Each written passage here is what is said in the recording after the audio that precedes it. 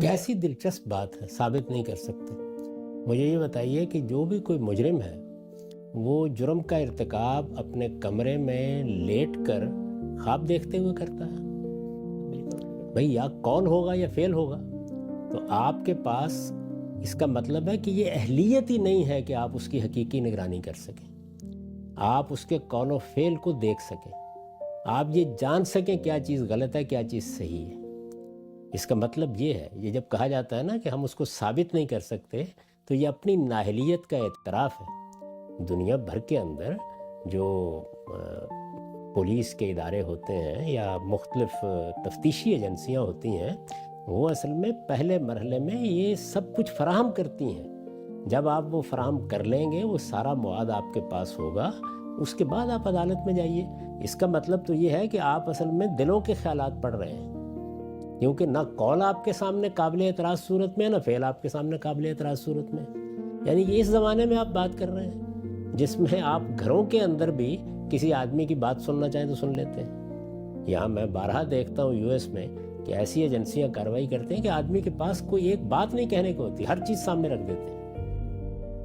آج کے زمانے میں تو قدیم زمانے میں بھی جو لوگ اہل ہوتے تھے، یہ اپنی نااہلیت کا اعتراف ہے، اس کے سوا کچھ نہیں ہے کہ ایک چیز آپ کے علم میں آ گئی اور فرض کر لیجئے کہ آپ بالکل سچے ہیں، تو اب آپ کا کام کیا تھا؟ آپ کا کام یہ تھا کہ آپ نہایت تربیت یافتہ اور اچھے لوگوں کے ذریعے سے اس قول و فعل کا، یعنی قول اور فعل کے سوا تو کچھ نہیں ہو سکتا نا، یعنی آپ نیت پر کارروائی کریں گے، ارادے پر کارروائی کریں گے، خواب پر کارروائی کریں گے، کس چیز پہ کریں گے؟ جو کچھ ہو رہا ہے وہ یا فعل میں ہو رہا ہے یا قول میں ہو رہا ہے، تو آپ کے پاس اس کا ریکارڈ حاصل کرنا۔ اچھا، کوئی آدمی قوم و ملک کے خلاف بات کر رہا ہے، وہ بات باہر نہیں کر رہا کہیں، اپنے آپ کے ساتھ کر رہا ہے، ہم کلامی کر رہے ہیں تو کرنے دیں۔ اس کا مطلب ذہنی توازن خراب ہے اس کا۔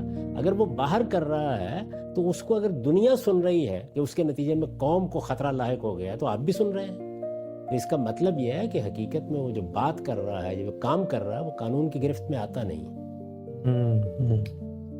یعنی اس کے اور کوئی معنی نہیں ہے۔ ورنہ مجھے یہ بتائیں کہ یہ ہو کیسے سکتا ہے؟ کوئی آدمی کوئی سازش کر رہا ہے بیٹھا ہوا تو فعل کا ارتکاب کرے گا نا، تو آپ لائیں اس کی تصویر سامنے، لائیں مقدمہ بنائیں اس کے سامنے۔ پھر یہ ہے کہ اگر قانون میں کوئی خامی ہے تو قانون کو درست کریں۔ تو اس وجہ سے یہ تو یعنی اس پہ گفتگو ہی نہیں ہو سکتی، یہ بالکل ناقابل قبول چیز ہے اور بہت بدترین جرم ہے۔ اللہ تعالیٰ ان لوگوں کو ہدایت دے کہ جو اس طرح کے جرائم کا ارتکاب کرتے ہیں، اور جو لوگ اس اذیت سے گزر رہے ہیں، ہماری ہمدردی، ہماری محبت سب ان کے ساتھ ہے، وہ کوئی بھی، یعنی وہ کوئی لبرل ہے، وہ کوئی دائیں بازو کا ہے، وہ کوئی اہل حدیث ہے، وہ کوئی دیوبندی ہے، وہ کوئی بریلوی ہے، وہ کوئی ہے، وہ کوئی صحافی ہے، نہیں، سب کی عزت یکساں ہونی چاہیے۔ یعنی مسلمان کی عزت، مسلمان کیا، ہر انسان کی عزت، آبرو، جان، مال، اس کو بیت اللہ کی طرح کی حرمت حاصل ہے۔